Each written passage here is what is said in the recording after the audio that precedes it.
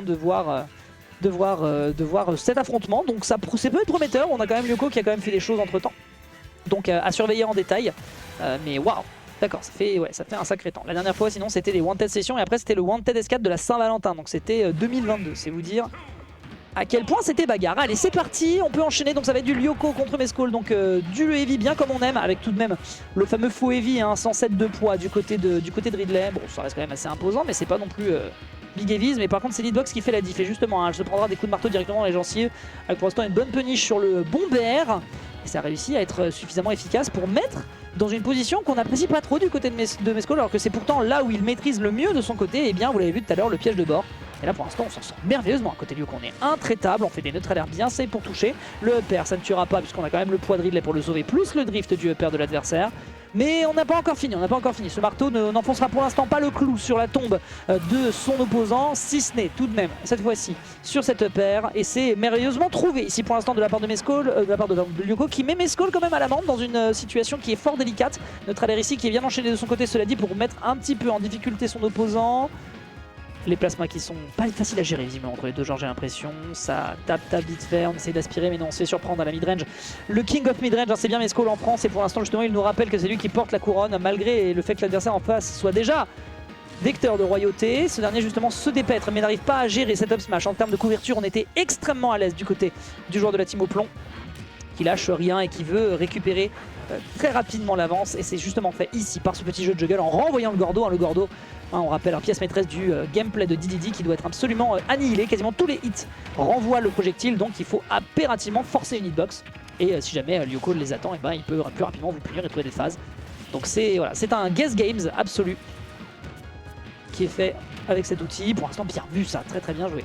Très bien joué, la pression est palpable, on peut pas aller chercher de ledge trap, on prend bien le temps, on se prend le placement, on revient tranquillement sur le terrain, on a pris beaucoup de dégâts tout de même avant de revenir sur le terrain, hein. Le prix est fort, l'attaque c'est violente côté au plomb, et pourtant on ne repartira pas avec un t-shirt du côté de Lyoko, hein, qui est justement en train de se faire sacrément déshabiller. Là on est en train de retirer le peignoir, on transpire à grosses gouttes, bien vu sur ce forwarder ici qui est salvateur pour éviter l'up smash adverse, réenchaîner ici, réenchaîner encore une fois avec un up smash, mais malheureusement on le fait un peu trop tôt par rapport à l'esquive qui est faite du côté de Mescall.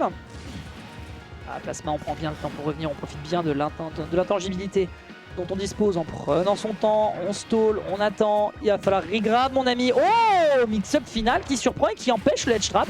Là par contre frérot t'es bien gentil, hein, mais t'as beau taper des Didi et porter du plomb dans ton peignoir, mais tu vas décaler tout de suite, Yo t'es 172. On trouve quand même le smash, le revenge kill qui est extrêmement bien fait de la part de Lyoko avec Mescall qui ne savait pas comment reset ici cette situation. Et donc on se retrouve en difficulté avec un tout petit... Voilà, le temps que je parle évidemment le retard est perdu. Wall of Pain, peut-on faire davantage? On ne fera pas davantage, on n'a pas l'occasion d'ailleurs de placer ici le Gordo pour essayer d'empêcher le ledge trap adverse. Le backer qui est tenté de trop, pareil pour le père. Le Nair ici qui est un peu perdu. Lyoko qui appuie peut-être un petit peu sur tous les boutons, hein. On esquive ce forward smash du côté de Mescall et ça lui sauve un peu les meubles. Un petit forward tilt qui est fait pour éviter ici cet overshoot. C'est merveilleux, enfin pas overshoot c'est défensif, là en l'occurrence c'était agressif, donc c'est juste voilà, une anticipation de placement. L'air qui est bon, on est sur le bord de terrain, comment on s'en sort justement ici avec profitant de cette quantité de sauts, hein. Des deux côtés c'est difficile justement pour gérer la présence aérienne parce que les deux ont plus de 2 sauts, donc ça complique un peu. Notre alerte qui est extrêmement safe, au landing, et vous le voyez sur la cam, hein. Mescall s'est peut-être dit ah oui merde c'est vrai que c'est safe au landing cette saloperie, donc derrière spot dodge, punition, up smash. C'était le petit coup de cerveau qui était de trop au contraire pour le joueur de la team au plomb qui n'a pas d'ailleurs un 0, c'est Lyoko qui prend le point. Bien vu à lui, très bien vu à lui franchement.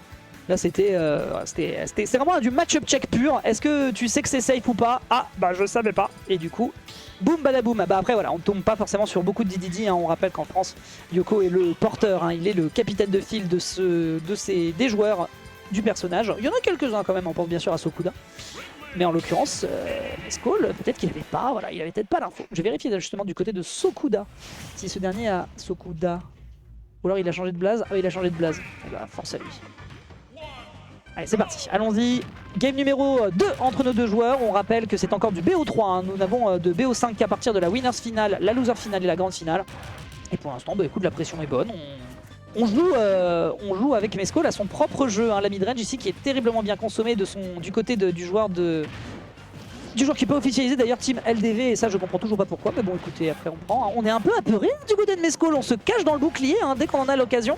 Et justement ça permet à Lyoko juste de check, de foncer dans le tas, de voir la réaction adverse et donc de partir directement sur un grab, et c'est C'est pas trop mal, mais on arrive quand même à tenir la, voilà, on a quand même à tenir la boutique du côté de Mescall. On ne trouvera malheureusement pas ici la finition parce qu'on avait la bonne tech sur la plateforme. Hein. Évidemment, on rappelle Ridley, si vous êtes en situation de tech chase sur une plateforme et que vous ne techez pas, eh bien force à vous parce que derrière Mescall, oh, on est sur mêlée ou le ledge jog là qui est bien fait.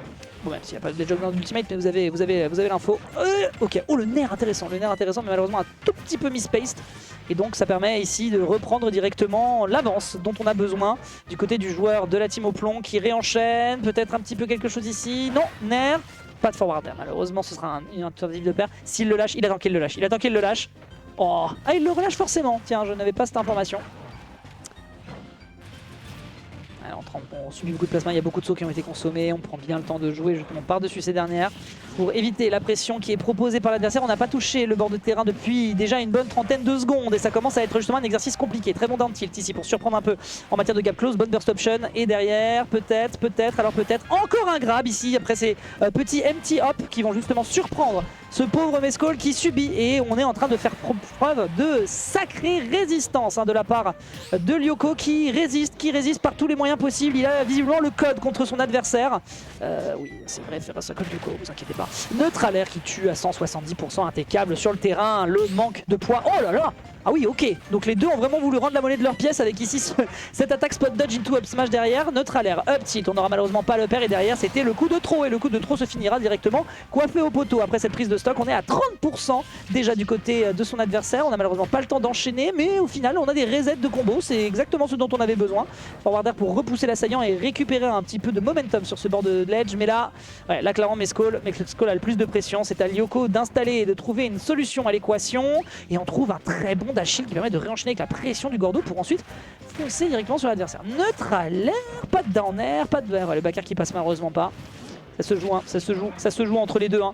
Ça se joue entre les deux, il n'y aura pas de tentative qui sera faite. On a malheureusement tous les up tilts, mais derrière on a la punition après l'air dodge qui est proposée directement par cet excellent up tilt. Mais non, derrière c'est back air et c'est piège de bord face à Mescall. On sait souvent que ça peut directement être la mort, mais on trouve ce down air. Enfin, il le fallait et c'est la dernière stock de Mescall à 0% face à 153. Beaucoup de choses vont tuer chez Ridley. Il va falloir être très prudent du côté de Mescall. Du côté de Lyoko, pardon. Oh, belle patience, on va essayer de toucher ici en shield poke. Par contre on est vraiment très à l'aise au niveau de ses graves. C'est une back throw qui ne tue pas puisque son s'appelle Dadidou bien sûr. Privilège des lourds, on prend le temps pour revenir, on fait gaffe à soi. Et ouais, pression dans le bouclier, ça va évidemment tuer malgré le terrain quand même assez grand de Small Battlefield sur les côtés notamment. Et ça permet donc de récupérer l'égalisation. Ça n'est pas terminé, on peut prendre une game numéro 2. Mescall qui continue de faire résistance, mais qui n'a pas dit clairement pas son dernier mot sur ce set. On commence à apprendre, on commence à s'adapter, et c'est ce qui fait sa force. Hein. On rappelle un des joueurs qui est le plus capable de déterminer, de comprendre ce que peuvent faire des opposants. Et on part sur une game numéro 3, mesdames et messieurs. Alors est-ce qu'on part sur le même terrain? A priori, on avait l'air d'être à l'aise sur Small Battlefield. Il y a rapidement de contact, c'est le meilleur des deux mondes. Et oui. Pas assez de distance, mais pas non plus trop resserré, notamment pour aller chercher du ledge trap. Je comprends l'idée, je comprends très bien l'idée. Pour l'instant, jeu de juggle juste nickel qui nous est proposé côté au plomb. Visiblement, le haut plomb était un diesel, parce qu'on avait l'air de très bien s'en sortir après jeu d'observation face à un adversaire qu'on n'a pas croisé depuis, je le rappelle, plus d'un an. Hein. C'était la Lotière Arena numéro 3, c'était depuis. Hein. Mais c'était pourtant à cet endroit-là, et le chargement bien sûr par la mistake qui fait bien sûr toute la différence. On est prêt à dégainer du côté du joueur, et forcément, ça fait mouche. Lyoko qui se met tout seul dans le corner. Bah écoute frérot, force à toi, hein. Si t'aimes bien t'amuser à jouer avec toutes les options que peut te proposer ton adversaire pour te dépêtrer, bah écoute, let's go.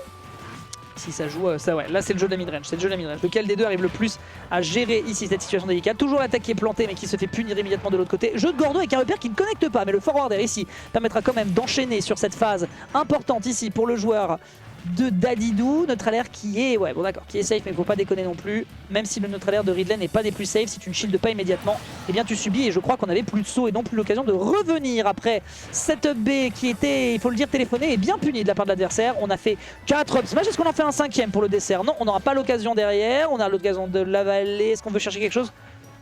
D'accord. Je crois que j'ai jamais entendu Mescall crier aussi fort. Hein. J'ai jamais entendu Mescall crier aussi fort de ma vie, et croyez-moi que lui quand il s'y met, Ok, petit forwarder, ça malheureusement ça ne passe pas. Le Gordo qui réenchaîne pour essayer de maintenir cette pression. Et ça rejoue côté Lyoko, on lui fonce dedans, peut-être. Non, le petit qui ne passe pas. On se défend très bien au niveau de la midrange, c'est très propre d'ici du côté des deux joueurs. On a là vraiment une petite situation de neutral bien pro.